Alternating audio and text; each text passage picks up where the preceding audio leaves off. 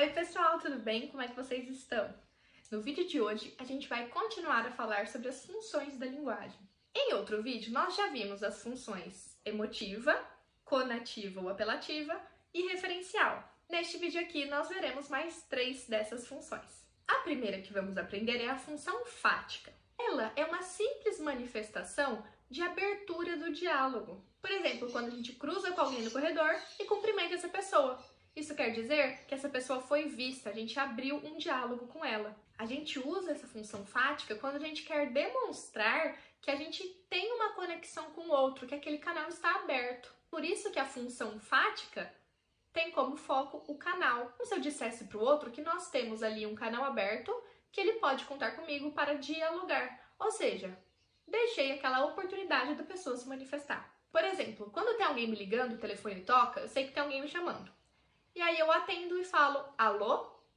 Esse alô quer dizer exatamente, estou com o canal aberto, pode se comunicar comigo. Alô é um ótimo exemplo de função fática. Quando a gente encontra alguém no corredor, muitas vezes, na verdade, a gente não está querendo saber realmente se aquela pessoa está bem ou não. A gente pergunta aquilo para manter o canal aberto. É uma função mais fática que verdadeiramente uma demonstração de afeto pela pessoa. As características da função fática são exatamente o emprego de expressões já cristalizadas na língua, então expressões que a gente usa muito. Por exemplo, alô, a gente nem pensa na hora de falar o alô, já está cristalizado na nossa língua.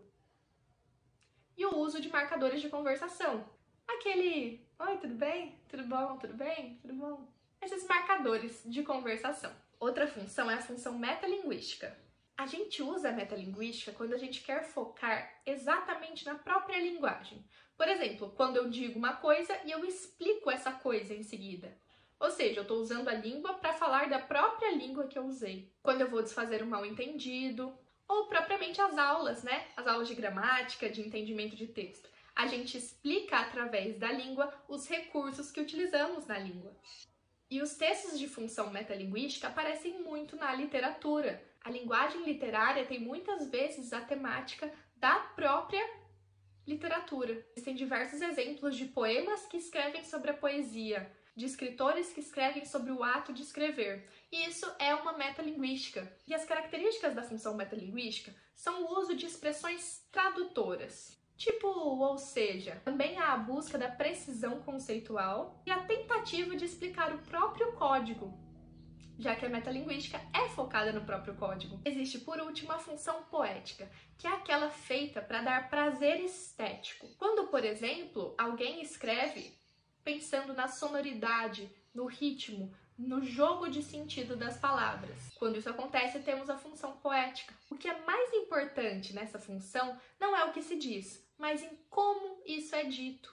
Então, o efeito de sentido, o efeito de som, o efeito que se dá ao texto é mais importante que realmente a mensagem. Demonstra que aquele texto foi arquitetado para enriquecer esses efeitos de sentido, que é muito comum na literatura, mas não aparece só na literatura. Algumas características da função poética são a tentativa de estabelecer uma correlação entre o plano da expressão, que é a forma da palavra, e o conteúdo, que é o significado da palavra. Por exemplo, no signo óculos.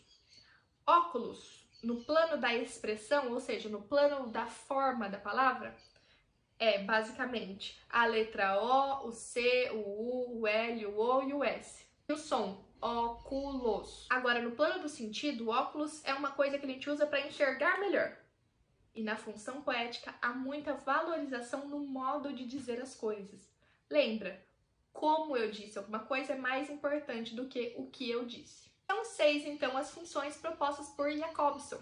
A função emotiva, conativa ou apelativa, referencial, fática, metalinguística e poética. Lembrem-se sempre que ao analisar um texto, há sempre uma função que é predominante, mas outras funções podem aparecer ali também. Então, tome muito cuidado para saber qual é a que predomina, qual está na maior parte do texto, tá bom? Vejo vocês nos próximos vídeos. Tchau, tchau!